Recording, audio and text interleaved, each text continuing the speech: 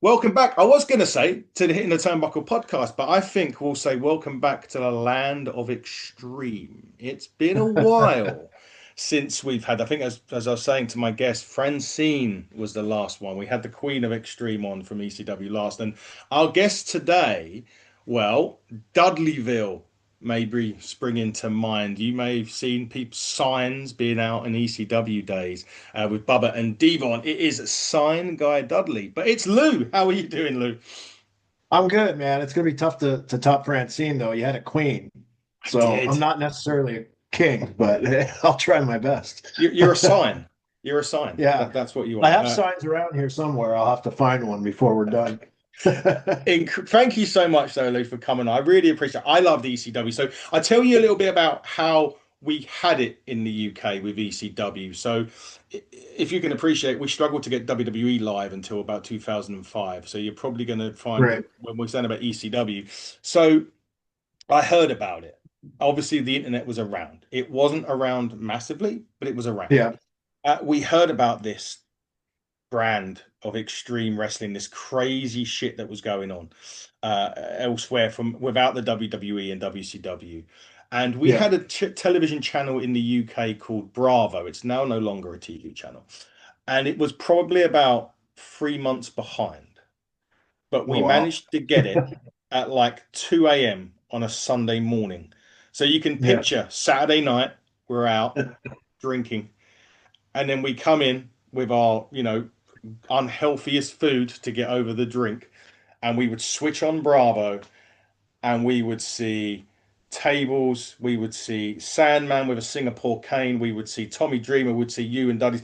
But anyway, that's the story of the UK. I don't want to bore you with the story. I want to talk to you and talk about your times. What's interesting about your story, though, really quickly, is that what you said about watching the show is what many people have said in the United States. Also, it's Oh, really? 2 a.m. on the MSG network, I think. Mm, It was 2 a.m. or 1 a.m. in Florida on the Sunshine Network. wow. In Philadelphia, it was reasonable. It was only 10 p.m. On Sports Channel, then Channel 48. But look, we were at that time, it was like you get on TV, you get on TV. And that enabled Florida to be one of the first markets they promoted in outside of Philly. But I'll stop. I just wanted to give you a little No, that's little really good. I didn't a know lot of that. people a lot of people had the same trouble as you. Oh, well, at least we're not in the minority back then. No. But No, first no. things first, like let's just talk about EC. How did you get into ECW and how was it pitched to you about being Sign Guy Dudley? Yeah, I mean, it's an interesting story because I didn't intentionally become a talent. However, I started with ECW. First, I was a fan. You Mhm. know, I was home from college. I was flipping through the channels and I saw Eddie Gilbert and Terry Funk just beating the hell out of each other. Two of my favorites. And I had kind of not watched wrestling for 3 or 4 years, so I was very much out of touch. But when I saw them, I was like, this is awesome. So I watched it. Lo and behold, they're in Philadelphia and they have a TV taping coming up. And I found out about this Eastern Championship Wrestling. Mm, So I would go to some of the shows and I would get their program, the ECW Action Wire, that was written and invented by Gabe Sapolsky, mm. who has gone on to do lots of Yes. really cool things in the wrestling business, still remains a close friend. And I volunteered, like I think I called, or there don't think there was a lot of email back then, but I definitely called and he called me back and I said, hey, I'll write like reviews and or not reviews, but match recaps and Mhm. things like that. I had been writing at the school newspaper, doing music features and interviews. So I wanted to write about wrestling because I was such a fan and I figured that would diversify me a little bit. He said yes. I started doing that.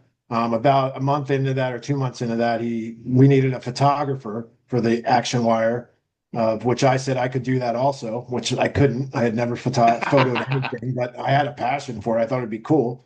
So I got a camera, start doing ringside photos, which are really cool. I captured some really good moments that eventually I'll throw out for the world to see. They've seen it, but from my eyes. So that went on for about 6 or 7 months. And, you know, I grew up in the grunge era, which was great. The flannel shirts, the long hair and all that. So that's what I looked like. And one night I walked into the ECW arena and somebody said to me, "Hey, Raven wants to see you." And Raven and I had become, friendly and traveled with him a little bit, so that wasn't unusual. But what was unusual is I came up to him. He said, "Congratulations, you've graduated. You are now Sign Guy Dudley. Go to your car, go buy 3 poster boards and a marker, and meet me back here." And that's how it started.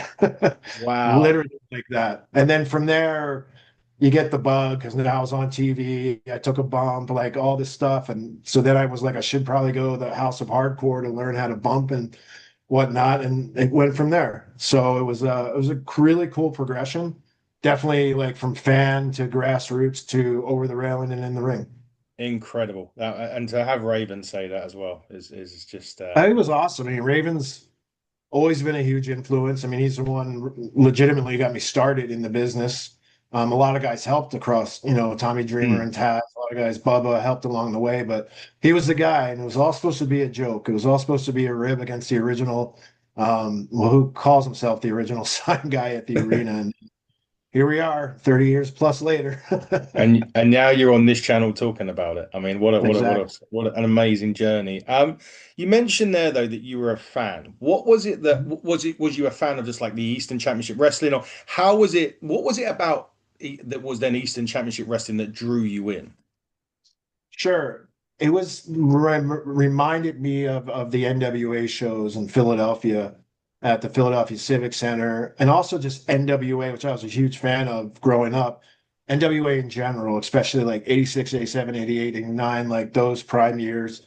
Uh, and when I turned the TV on, that was like the first thing I thought because I hadn't seen Terry Funk elsewhere except for WWE or WWF at the time, but that was a little like watered down versus the Terry Funk I heard of. And Yeah, Eddie Gilbert was the same way. And seeing these two guys having a competitive match, but also just ripping the place apart and with blood and everything, that was very reminiscent of what I grew up watching.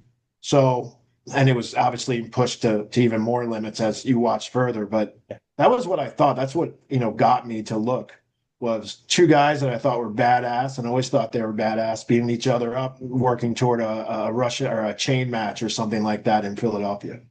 incredible. And they were two incredible talents. You mentioned there that you caught a lot of great pictures during your time as a photographer. Have you got like a favorite picture that you took that you managed to get? I have one that is Cactus Jack being suplexed or being like in a bear hug with Funk with barbed wire wrapped around them and Cactus looking like he's scared to death. I'll send you the picture so you can put it up with the interview, but it's Oh if you'd yeah. like. That's one. I have some really good ones of Axel and Ian's barbed wire and glass matches and all Really? that. Wow. Um, yeah, the ones with the barbed wire were interesting because shooting at ringside with that happening was quite a lot. But a lot of those pictures came out really good. I got a lot of really good ones of Sandman and Nancy Woman Sullivan. It's a lot. It's a lot of stuff. But that the cactus one always kind of pops right into my mind. Yeah, that must have been incredible picture. I'd love to see it. That would be great. I might even use that. I would definitely use it. That is an incredible picture to have. What was it about the ECW fan base? I mean, the ECW fan base was just as crazy as what you were seeing on TV. But what was it Mhm. about them that made them so special? Because they're iconic when we talk about ECW over here. Yeah, I mean the fandom, the word fandom really wasn't used much then, but I believe that is a definition of fandom of someone who does anything they can to go to the product and promote the product. And where the promotion was so important with those fans was the word of mouth. Mm, You can't buy word of mouth in marketing. ECW didn't have $1 zillion to advertise, but what they did have was fans talking to each other. And because of that, they became a champion for us. I mean, we were built on the fans and the fans talking about what they were seeing, who they were seeing. Everyone was like, you got to watch ECW. It's the craziest shit ever, and this and that, and blah, blah, blah. And I think the fans were a huge part of that. The fans were like undeniably beyond loyal, committed, and just huge champions of everything we did. Super interactive. I mean, you've seen the chants and all that. All that started there. The EC Dub chant then becomes other chants for different companies or whatnot. So they were everything. They'd also let you know if you sucked. And yeah. I think that was a forefront for a lot of things. I mean, I've always been told in I've only had a couple jobs in life, but anything with a brand is like you don't want the fans to dictate everything. Mm. but you got to listen a little bit. And I think Paul was a master of that. I mean, he listened, but he also kept it ECW, just with that little kind of nudge toward them. But I can't, look, to this day, in this day and age, like I'm doing an autograph signing at the end of April. It's an ECW reunion autograph signing. I mean, it's still going. And that's because of those fans, because now you have a new generation. I compare it to Motley Crue, in the 80s was this badass band that everyone heard of and went to see. But now you're a kid in, the 2000s where you can only, at one time, you can only hear about it. So they were able to, go back out and get a whole new generation. We were able to get a whole new generation of just people watching the videos and everything. So keeps going, keeps going. People weren't alive that like ECW. It's wild to me, like wild. It is wild. It was Yeah. wild for us to watch over here in the UK. What was it like working with the Dudleys though, in general? I was the safest guy in the building, man, because no one would mess with them, and I was their boy. So I did feel that way. Seriously, at one point we were getting like tons of heat. I was like, if anybody touches me, they'll help. But look, initially and the whole time it was great. I mean, I started as a Dudley with Dudley Dudley and Little Mhm. Snot Dudley and Big Dick Dudley. And eventually Bubba came in and Yep. some guys went out.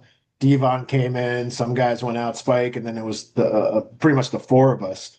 Working with them was great. And the reason I say that, I'll specifically point out Bubba in this situation. I watched him and became friends with him very quickly, but I also watched him through the years get that start in ECW where he always had the kind of mind, Mm. but he hadn't been around the wrestling business enough for people really to listen, right? And that's totally changed, and that changed with the credibility of everything he did as he went from ECW to WWE, et cetera, et cetera, et Yeah. cetera. So working with them in that sense, like seeing this very young group of people and then seeing where they all go, now reflecting on it was pretty awesome. In real time, look, it was high pressure, high delivery expectations because that team was on fire. And Bubba is a perfectionist, which a lot of people have given him crap for, Mm. but they shouldn't. Wrestling is an art. Wrestling needs to be perfect as much as it can be. You need some things that go sideways and crash and burn, but that's important. Um, but yeah, overall it was great. I learned so much about the wrestling business from those two guys too. I learned from Dreamer and Taz and Paul and those two guys a lot because I was with them all the time. And as a kid growing up in 95, 96, learning about the wrestling business, pretty eye-opening. Very different than it is now. Oh, I can imagine it is very different. Was it you mentioned there that you were getting a ton of heat as a Dudleys, and I do vaguely remember a lot of that. Was there any specific time, like during one of those shows, you're thinking, Jesus, we could, back in the 80s, like I remember Jim Yeah. Cornette saying that they used to have people Yeah. coming out of the crowds and trying to Yeah. attack Yeah. them. Did you ever feel that was going to happen during it at all during those times? Yeah, I mean, we had a few incidents that people did come. Queens, New York came to my mind immediately. I mean, the way that building was set up, I don't know if you've ever seen it, but you have a ring and the fans are like literally right on top of you. Mm. You had a lower and then you had like a balcony. And Bubba used to get that place going. And these fans are on top of you. It's not scary, but it's definitely can go at any time. You know what I mean? We had a guy jump over the balcony trying to get in the ring. We had several people that did that. They didn't make it, nor did they want to. Trust me. Um, but that was one. Florida, I remember. Speaking of not getting attacked, a fan did grab my hair and like try to pull me in the crowd. That wasn't too fun, but those guys got it going, and they got it going to the fact to the people would wait in the parking lot, which is very old school. People would try to get them at ringside, but we had great security, and the fact that it's Bubba and Demon, I mean, they can secure themselves. But there was a lot of situations that were definitely like never scary doing your job, but definitely over the top. Yeah, I can imagine that was because I always used to hear, like, as I said, I've heard a lot of Jim Cornette stuff with the Midnight Express, and people were And that, running in, yeah, going to attack them and stuff like that. And I'm thinking, wow, like, but now it's a bit more real then because not say real yeah, because when you're yeah. there and it's happening in that moment, it must be. Although you're saying they can handle themselves, you must be thinking, shit, we still got to get out of here. Yeah, Yeah, there's definitely moments. And Jim Cornette, look, I think he's amazing. I always thought yeah, he was amazing. The heat that he got is different than what the Dudleys did. It's two different extremes, no pun intended.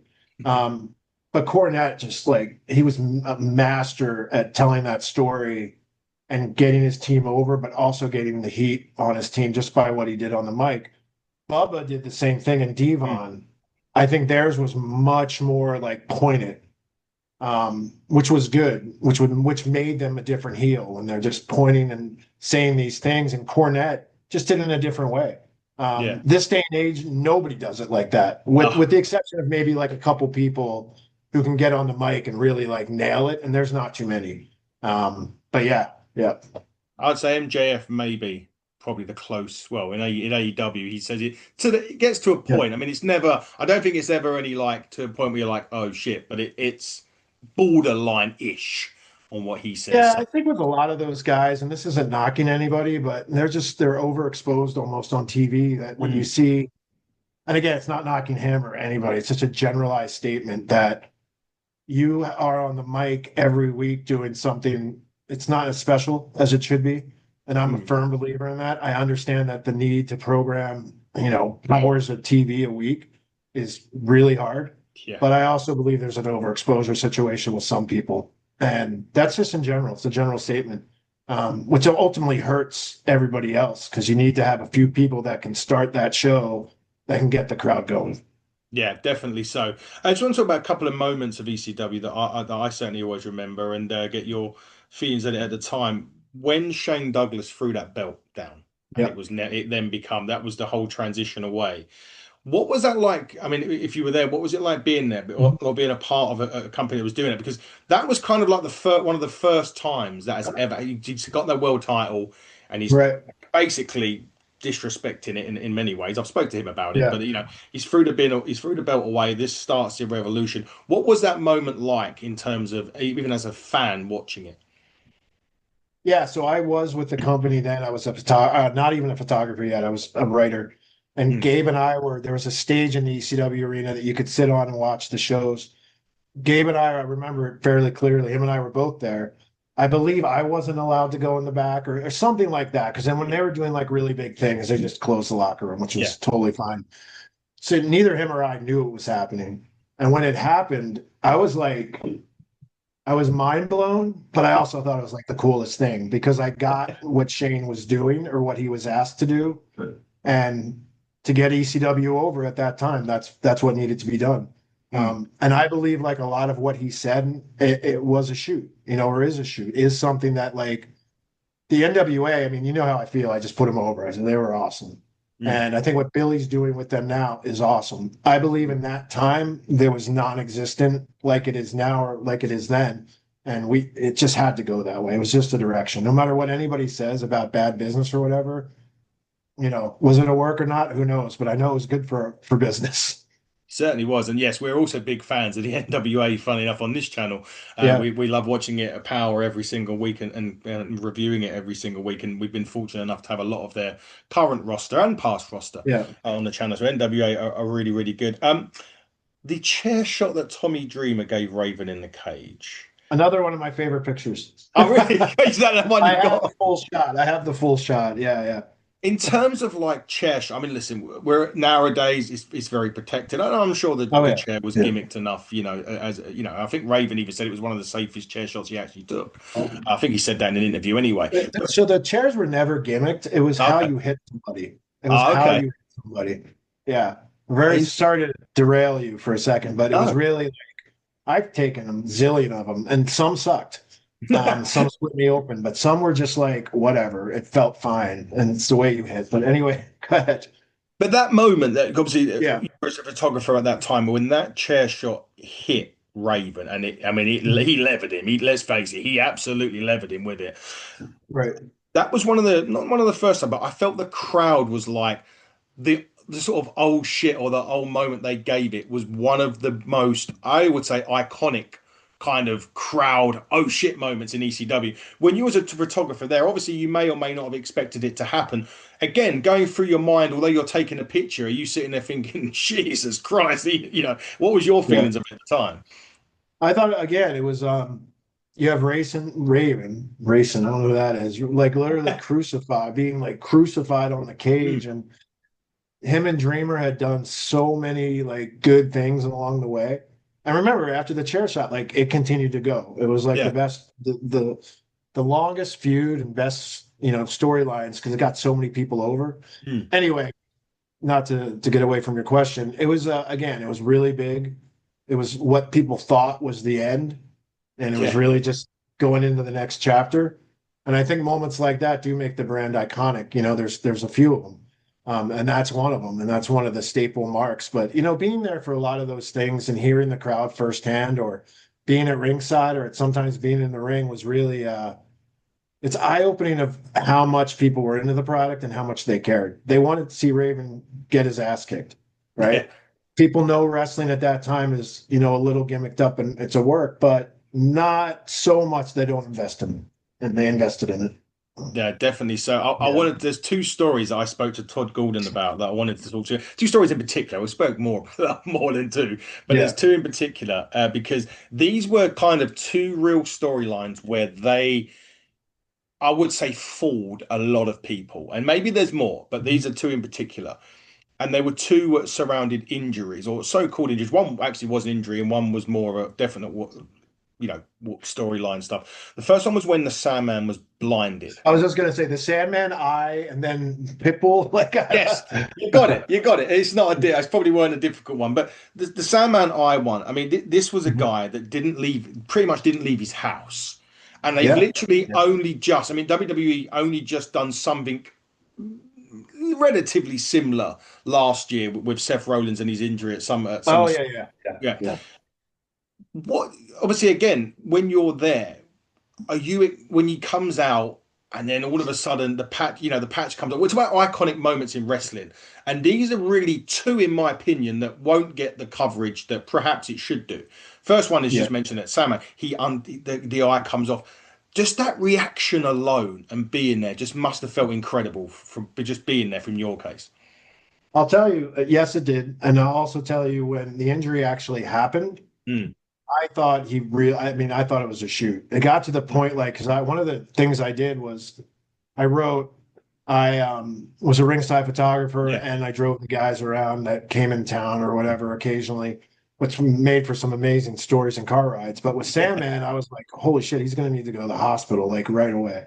Like that's how much I was worked just from the angle, Mm, um, the actual injury. And then the depths he went or the lengths he went to keep it real. And that whenever he went out, in Philly, and he was and still is a pretty well-known guy in the city, he yeah. sold it all the way through. So by the time you get to the arena, like people are definitely questioning this. Yeah. And the reveal was one of the best reveals I've ever seen. And it got him to the point of where he needed to go just to get even like to go to that Sandman spear of like, I guess what he would call overness or something like that. But it changed the game for him. It was another staple of ECW, and the surprises and the angles and the commitment that people go to make it happen. I'd also echo the statement that you said is that I don't think enough people are going to see those types of things. Mm, When I grew up, and primarily in the '90s, tape trading was it, right? I mm, still have my VHS tapes, like 700 wrestling tapes that you just used to trade back and forth with people, so you could see stuff like the Sandman die. And I mm. remember I was still in college when that happened. I remember getting that tape, and everybody wanted it, right? So you trade for whatever, but Yeah. nowadays, you might be able to find it online. It's just not the word of Yeah. mouth isn't the same like it used to be, right? Yeah. So you would have some trouble, I think, and the appreciation is so much different. But I guess it'd be the equivalent of me watching like Georgia wrestling or Deep South and Florida Yeah. and all that kind of stuff when I was in college, right? It's you just have to find it. I'll go to the second one in a minute because you're right about the second one Yeah. as well. But I want to say what I've been in an arena when that Metallica's Meant a Sandman has hit. I was fortunate enough. He was Yeah. literally on my balcony over in England, and like where we had the VIP thing, and it Right. hit. He come into our thing through our section or even through our room that Right. we was in, kendo stick in hand, beer in his hand, smoking, all that sort of stuff. But I can only imagine, and this is what I want to ask you, what it's like in an ECW arena when Enter Sandman hits. It was I got to sit through that entrance a lot because he was always we had a whole summer that Yeah, we worked with them. But yeah, yeah, that was what the best way to describe it. It's hard to describe. But you definitely felt the crowd come up. And there was Mm. nobody in the arena that didn't want to see that or hear that. And Mm. because of the song, and because of how the song picks up and the tempo, it just got people going. And look, we're in the ring. We're supposed to be fighting the Sandman, and we're like just as adrenalized watching it. It's good to be a fan of other people. You know what I mean in that Yeah. situation. The funny story about that is for the summer of '98, the Dudley, Sandman, Dreamer, Spike, New Jack, like somewhere in that was some combination every night of those matches. And we'd always joke when we had to work the Sandman and it was like non-TV because it would take 45 minutes for him to get in the ring. He would do like a tour of the arena with everybody and saying hi and then come to ringside and the beers and everything. And we're like, holy shit, before there's a lockup, we're an hour in. I never That was forget. kind of funny. I'll never forget a one night stand when the fan grabbed his cane and was hitting himself over the head with it. Yeah. But yeah, he That an was, iconic. that's the other part about the fans was the interaction. Yeah, That's a really good part I completely missed, and I'm glad you said that because that's really different when fans are giving hungry, hungry hippos for people to hit over the head with each other, or I was hit each gonna, other in the head. It was funny, but I was going yeah, to yeah, get back to that. I was going to get back to that when the fans bring the weapons, but you mentioned it so well there. yeah. I'll talk about another iconic entrance in a minute because you've mentioned his name, but I want to get to the second the storyline where again we sort of borderline. I mean, it was an injury. It was a real injury. Obviously, you mentioned the pitbull with the neck. Obviously it was that real injury, and I remember Todd Gordon telling me he got the call from Pitbull and saying that basically he could take the thing off and he was ready to come back. And Todd Gordon went, "No, don't do it. Yeah. Come to the arena and have shake your neck." Right. Again, as somebody, and you may not have been clued in on it, and as somebody that is watching this, we're talking about riots that could have instigated a lot of stuff. I mean, how was it? Was the sort of I don't know if you were there, what was the sort of mood and the atmosphere when that happens?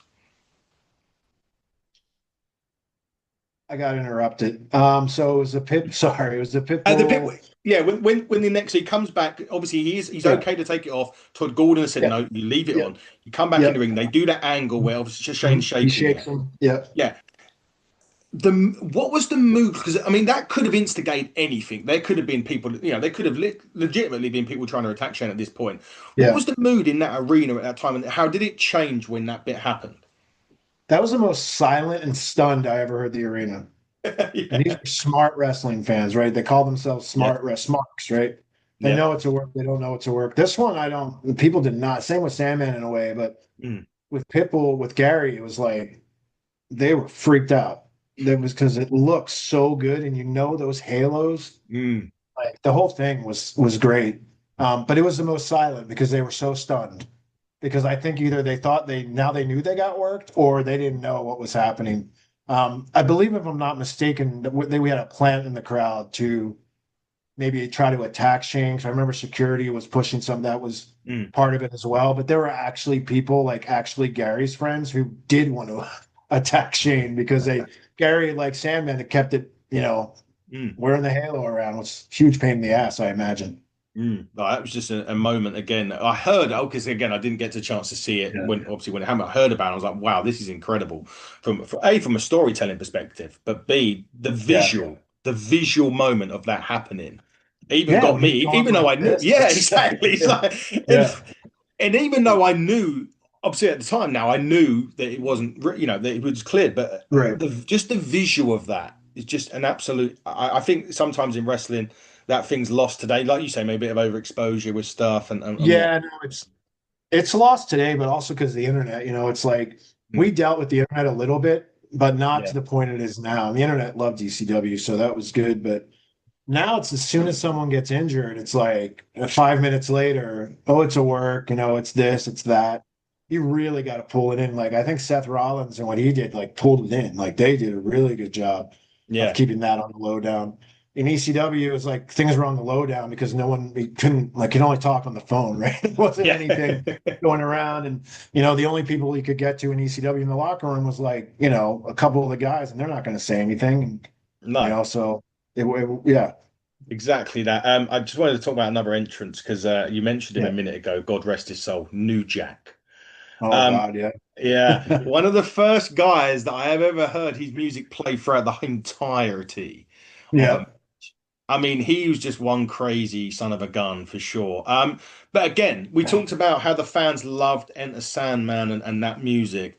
When the Mhm. gangsters music hit, again, I felt as Yeah. if the mood changed in a good way, but, but just from the Yeah. fans' perspective, cool. It's a bit like when the Glass Smash from Austin, you just knew, Yeah. right?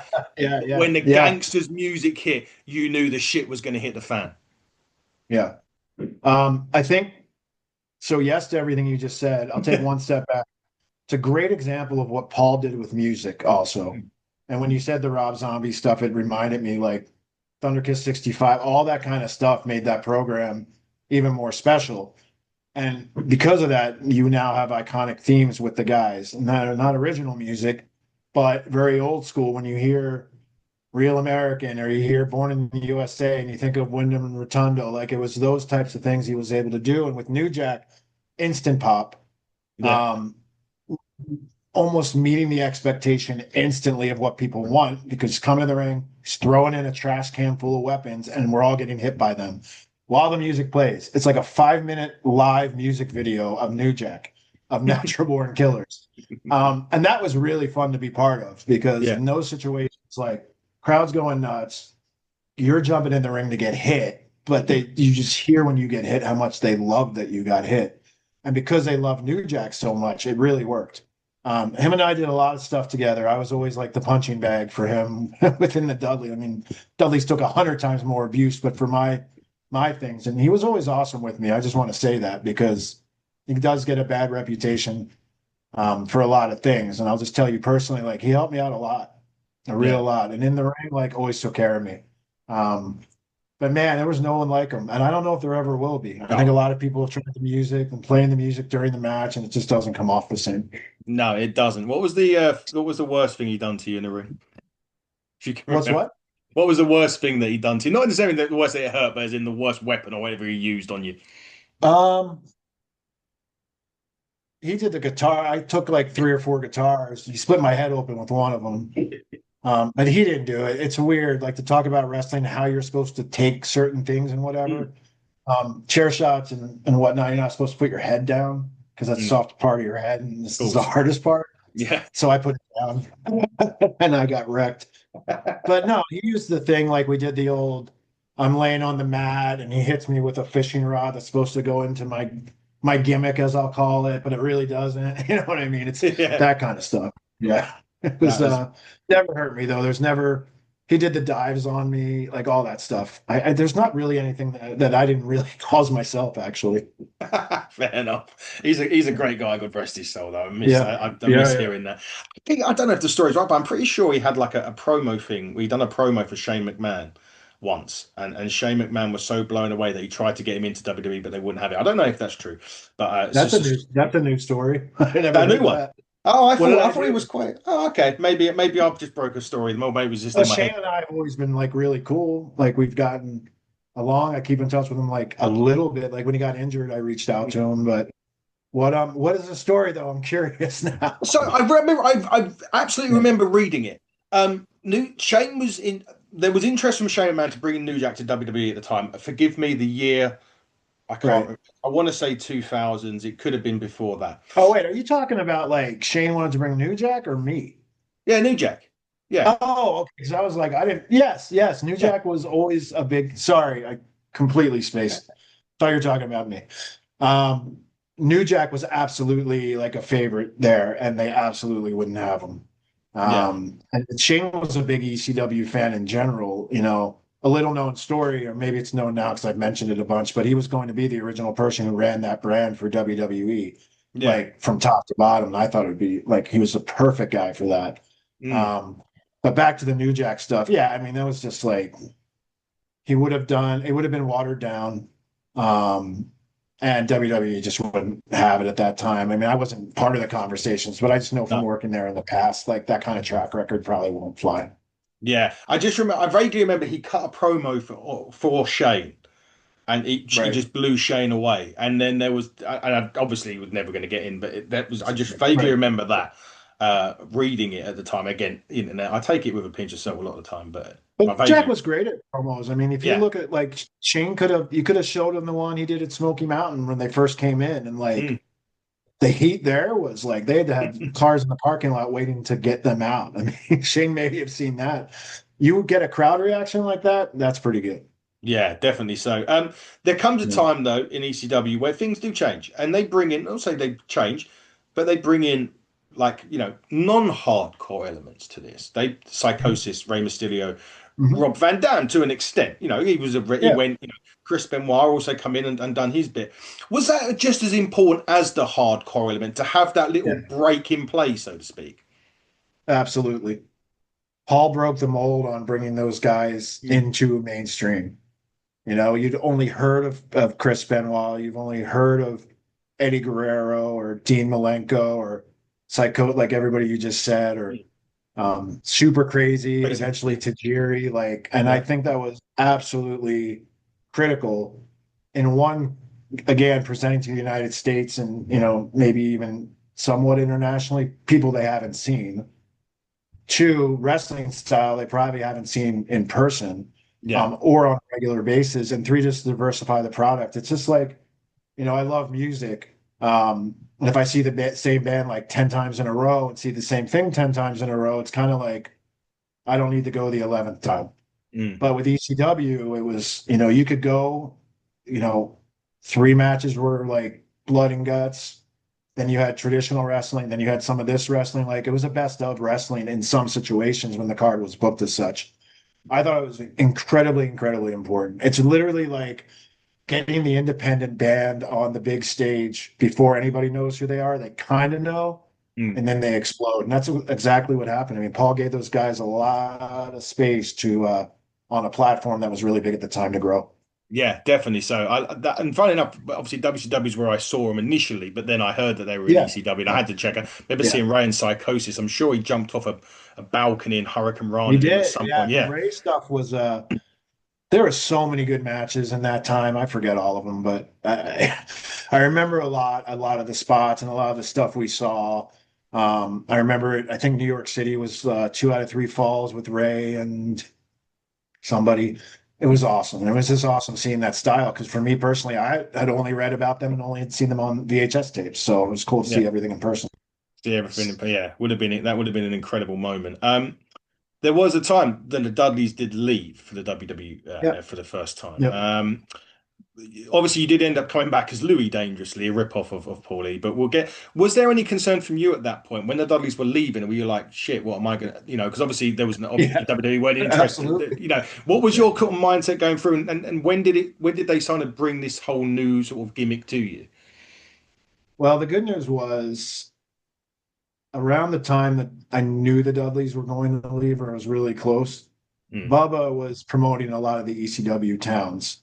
yeah. So the media deals, ticket sales, all that kind of stuff. And I was doing that for a radio station in Philadelphia. So at the time, ECW wasn't full time for me by any means. Mm, So we kind of jointly, if I remember correctly, he said, "Why don't I give that to you since you're already doing it?" And we talked to Paul. I think that's kind of how it went. But Paul agreed. And at the same time that was happening, they were already talking about the Louis Dangerously thing because legitimately people in the locker room, if my back was toward them, they would come up mm. to me and think I was Paul. So it became like a joke in the locker room. And then eventually it became a gimmick. So the idea was I'd do the promoting. I do that as ECW went forward with a couple other guys. And then in like 3 months, we debuted Louis Dangerously, so there was enough space between that and Sign Guy, and that's exactly what we did. And I was Louis, but I still was doing the promotions, which worked great because now you're in. We'd go to cities for like 5 days at a time to promote shows, and part of that was doing media, and I could do all the media too because I was a talent. So a lot of things worked well with that, but that was kind of how it went. So yeah, the 3 month transition. No, that was good. Well, at least it was not as much worry when they were leaving or what's going to happen. You Yeah, had you know something. what? There's always worrying, right? Yeah, I knew I had a job as a promoter. yeah, That's what I knew. I knew there was another idea, but my conversation with Paul when all this was happening was I just wanted to be part of the company, yeah, and going backstage and being part of the company was fine. yeah. So I was lucky. I mean, I got another 2 years out of the talent piece. Indeed, you did. And I part guess of that, 30 years since we're still talking about yeah, it. we're still talking about it now, exactly. Yeah. And part of that was part of that. You had a couple of run-ins with now Mhm. the man that runs the NWA. Billy Yes. Corgan had a couple of runs. Yes. How You was know what? He that for got you him doing in that? business. Yeah. What's that? What he How said? was I that missed doing it. having those run-ins? Oh, it was awesome. I mean, Billy and I had become friends.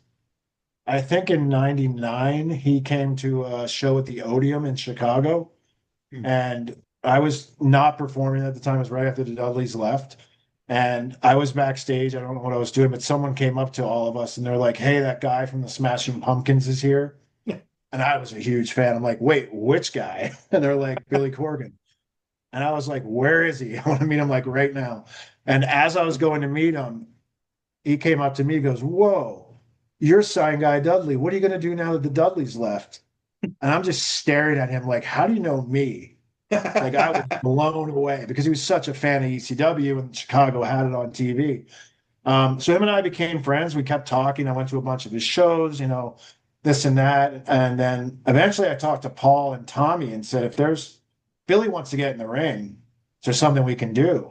And they're like 100% because that's a good rub for ECW and Billy loves wrestling. So pitched him an idea. Billy loved it. And we started out, doing a couple things that ended up into a couple more things that ended up with he got concussed, I got concussed, I got my head split open, like we killed each other. We really did. But you had to because it couldn't look bad. And, I'm technically not like a wrestler. Mm. Like I can't throw a good punch, but I can hit with a phone. And Billy, he can hit hard with a guitar. But it was awesome. It was really like, for him, I mean, it's true. Like it got to start right there.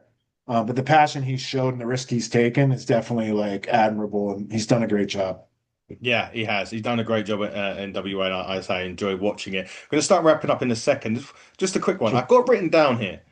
Was you a part of MVP's entourage at Saturday night's main event once? I was. That was the one time I got to perform in Madison Square Garden, but at least I can say I did. Yeah, that was this is random. At WWE, I did all the fan access talent Yes. stuff. I did a lot of the brand for WrestleMania and all those other weekends. So there was a lot of times I had to be at the shows to talk with guys, and that night was one of them. And I just randomly was in a locker room I forget, but MVP was in the locker room. The entourage of writers was in the locker room, and I was disappearing off the screen. Mm. I was there for something, and at the time, John Laurinaitis was running talent relations, and he's just in this like he's just frazzled, and he's looking all around the room, and he's like, he says, "Lou, you're part of the entourage now." I was like, "What?" And he said to me, "I need somebody outside the ring that can tell these guys how to be outside the ring in real time." Because it was all the writers and all like non-talent people. So I got put in that strictly to tell guys like what to do. Because believe me, there's outside the ring stuff that you have to be aware of, and mainly distracting from the match being one of them. So they didn't do anything wrong. I got to perform in Madison Square Garden with Evander Holyfield and Matt Hardy. It was pretty cool. But yes, I was part of the entourage. Incredible, incredible. And And Saturday MSG. night's main event too, for that matter. Yeah. Yeah, Saturday night's main event and MSG as well. So you've done the And MSG. 2300. That was it's a big cross off for me. Yeah, I can, and that is an incredible one because obviously the iconic arena 2300 is massively iconic Oh now. yeah, Yeah, yeah. Yeah. MSG as well. You got to do. You said that the marketing for like WrestleManias and that. How difficult? Well, obviously we're in the WrestleMania season now, and I know a lot's changed. It's now 2 nights and whatever. Yeah. How how difficult is it to do that with WrestleMania? Is it a lot to take in? Is there a lot to do? What's that process like? There's a lot to take in. There's a lot to do.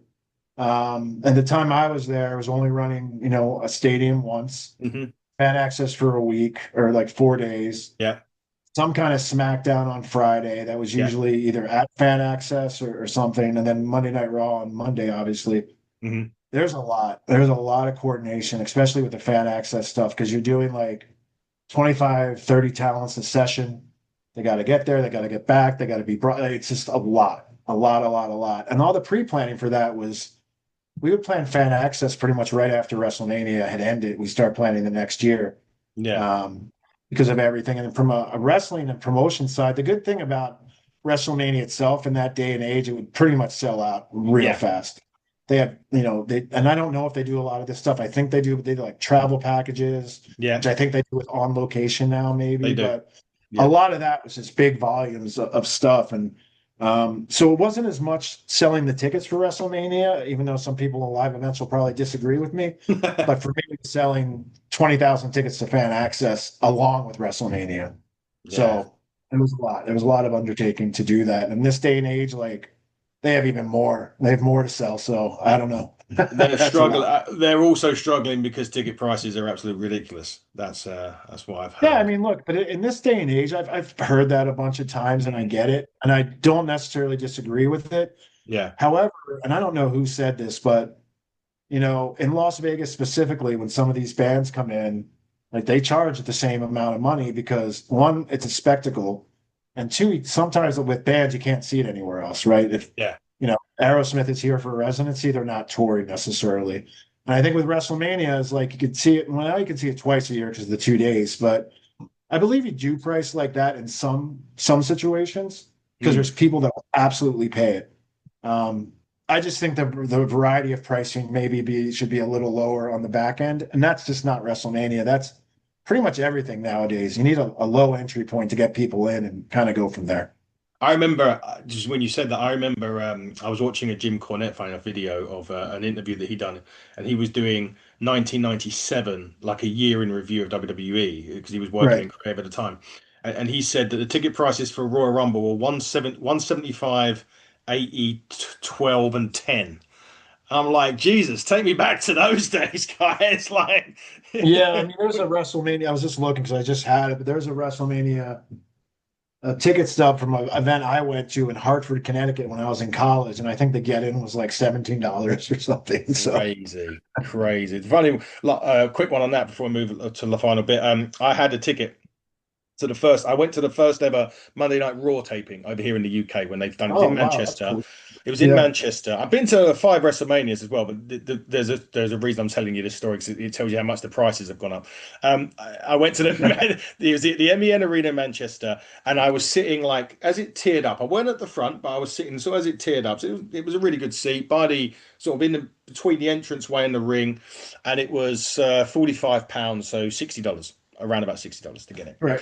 God, Here we go. you You might ready be for able it? to park for that now. I know. Well, this is it, right? I managed to have a look at the exact same seat at the exact same arena. It's now called something else, the arena. I can't quite remember what the arena's called in Manchester now, but it's not called that. The exact same seat to go and watch WWE last year was 1,000 English pounds, so 100, $1,100. Yeah. Yeah, yeah, I saw. Here's why it works sometimes is that Metallica just announced, I think, like 12 dates at the Sphere yeah. in Las Vegas. I mean, I saw my friend bought 2 tickets and they were $2,200 total. So it's like I saw Metallica. There's a you can't see it because I have a blur, Yeah. but I saw Metallica in 1988, and the get in was $25. I'm looking at Monsters of Rock behind me, but it's like now it's 2,200 for two people. Yikes. Yeah, it is. Yeah, It but people is. will pay it, and that's the thing, man. It's until they stop. Exactly that. Until they stop buying it, people. Right, last two questions before we wrap up. I'll leave the last one I'm going to ask you to last, but the one I'm going to ask you before this is: look, we talk about in a day and age now in 2026, and I've asked every single ex ECW wrestler I've had on this question, and only one of them has answered it differently. So here it I is. know the question. You know what I'm going to say, right? Well, Would what he would it survive in this day and age? exactly that? Would it find a station? Because obviously, with so many streaming platforms and everything nowadays, would it be able to Yeah, get that to a television deal, and would it still be alive and well in 2026 had things been different? it's so like yes and no for me. Yeah, Um, I would say this. That I think it's tough because I think a lot of the surprise element would be taken away, yeah, which was big for ECW. The music would definitely not be there unless you're paying rights fees. yeah. So immediately the presentation's kind of off. Mm, Most TV, like if there was TV distribution, probably would want to amp that presentation up a little bit. So then the yeah, grit is lost. Um, and then all the stuff behind the scenes gets everywhere because it's on social media. And it's yeah. like, and this wasn't like behind the scenes was some crazy thing, but there was a lot happening. So to me, it doesn't work for that reason. Hmm. However, where I think still works is what was in the ring. Yeah. What was in the ring and the storylines still work. Yeah. But the next thing I'll say is wrestling content this day and age for most everybody is produced, or most of the big companies is producing, like I said, that's like 8 to 12 Yeah. hours a week. And I don't think ECW, one, I don't think we would have wanted that to happen because I think there was a specialness in just doing an hour. Yeah. And two, I don't know how realistic it is. You know, if ECW was born today, it wouldn't it be ECW that was born in the 90s, in my opinion. No, that's I very would true. like to know who answered it or what they said differently because I'm sure I don't think you probably got a lot of yeses, but maybe I'm wrong. Funnily enough, the only person that said no was Rob Van Dam. And I get that. And that's why I'm giving you a 50-50. And I'm actually more leaning toward no, to be honest, because not Yeah. because it's Rob, but you take away all those elements. I don't know, man. It's just another studio wrestling show. Yeah. And I hate to say it that crassly, but it really is. I mean, it's just not, you take away what was known for, and Mm, it's a good wrestling product. exactly that. Last question, and I'll let you go. What is your Mount Rushmore of, say, top five ECW moments? Oh, moments? I thought you were Yeah, going to say not Pete. wrestlers, moments. The first one's Paul announcing our first pay-per-view. Yeah. Barely legal. I think that was incredible. I think Cherry Funk and Raven at the ECW arena put ECW on the map even more than it was, and that was obviously at our first pay-per-view. I think Brian Pillman, while in one of the hottest angles in wrestling, Hmm. debuts at the ECW arena. That was iconic. Um, I'm trying to think of two more without neglecting the many others on my mind. I'm going to say one person's name in general, and that's Sabu.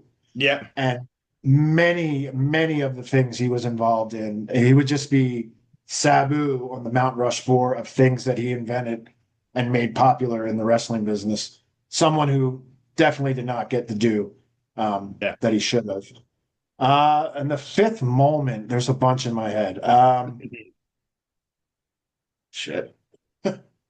You know, the Mount Rushmore of moments, I hate to say this because we already talked about it, but it is the fan moment.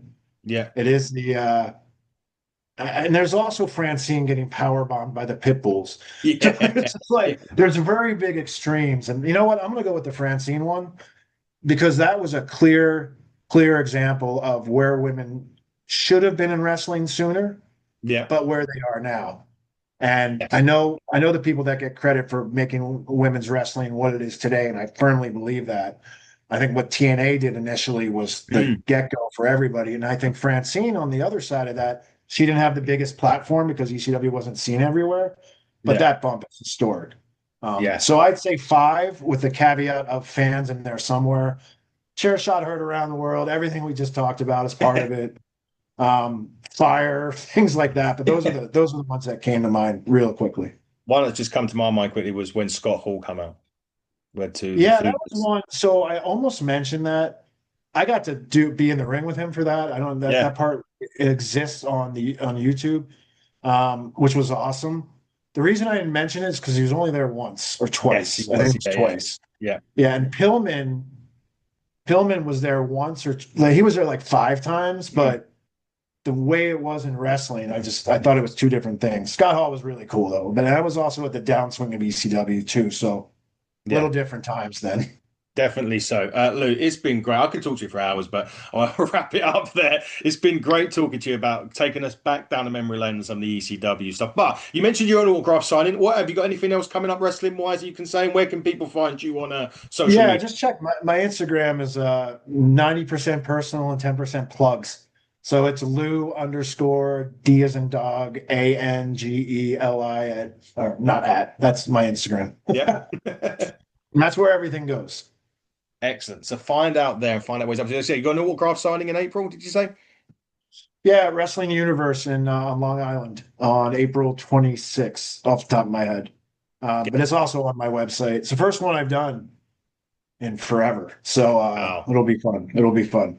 Well, there you go. Anyone out there, go and see Mr. Sign Guy Dudley in your autograph signing in April. It's been great talking to you, Lou. Thanks so much for taking up your time to talk to me today. Everybody else, we'll see you back here. Yes, we have got a TNA star coming up as well tomorrow by the name of AJ Francis. You may or may not have heard of him. But other than that, yeah, exactly that.